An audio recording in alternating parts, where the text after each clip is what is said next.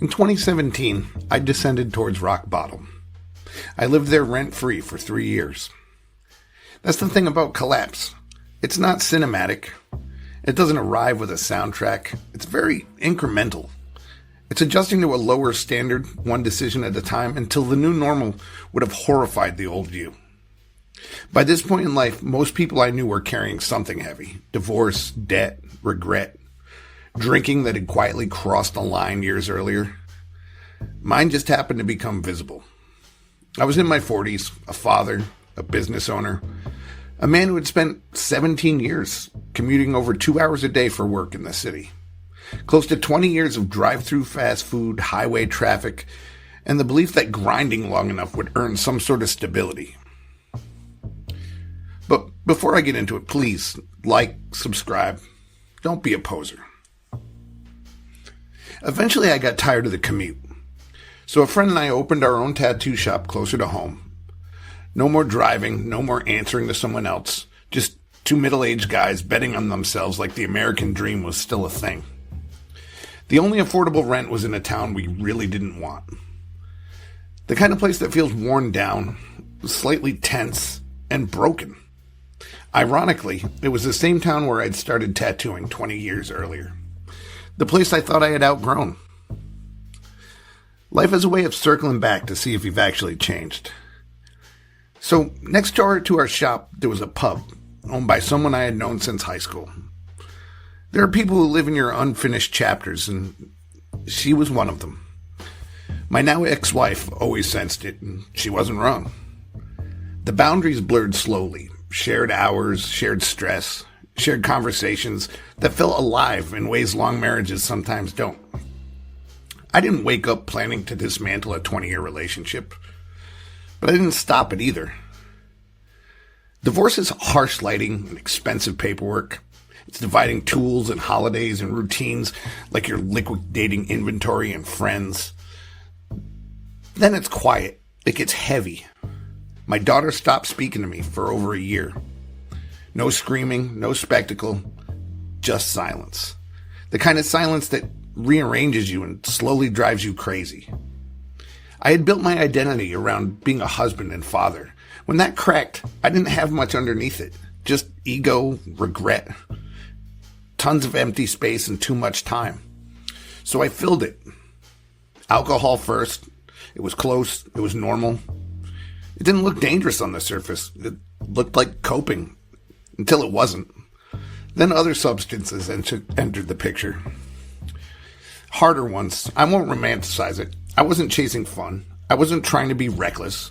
I was trying not to feel the weight of personal collapse. I was trying to mute the echo of silence. It escalated.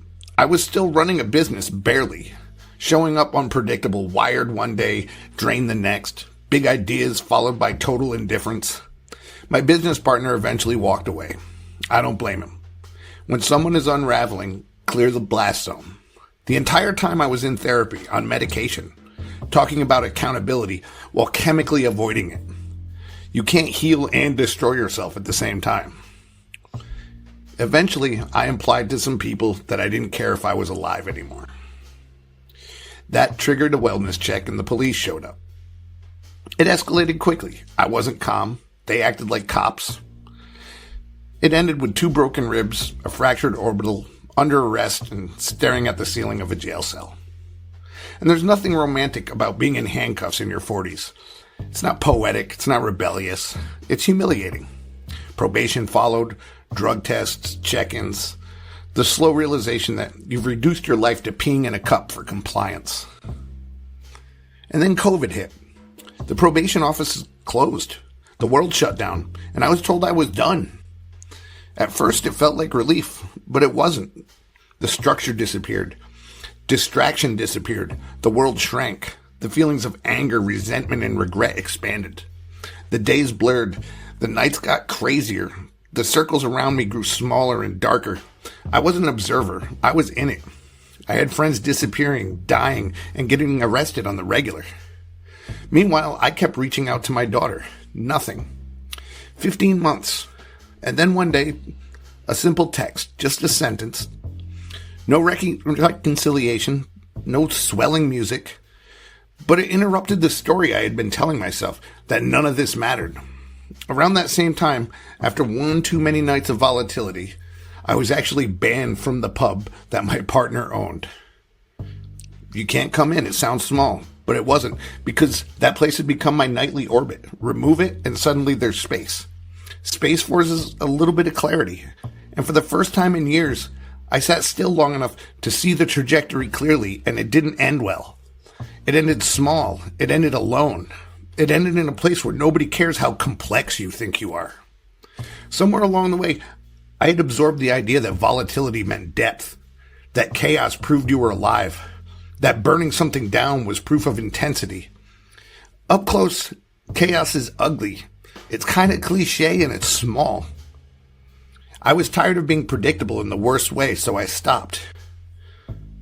Detox was a week of shaking, sweating, and anxiety at 3 a.m. It wasn't the worst. I know many people go through it way harder than I did. But confronting the fact that this wasn't casual anymore was enough to make it undeniable. And then it passed, and what surprises me is once I decided alcohol and drugs were out, they were out. No daily war, no dramatic struggle. I was just simply done. They became non-options, like removing a fuse entirely. And I thought that it meant everything would reset. It didn't. Sobriety is not necessarily a happy ending. It's more of a beginning.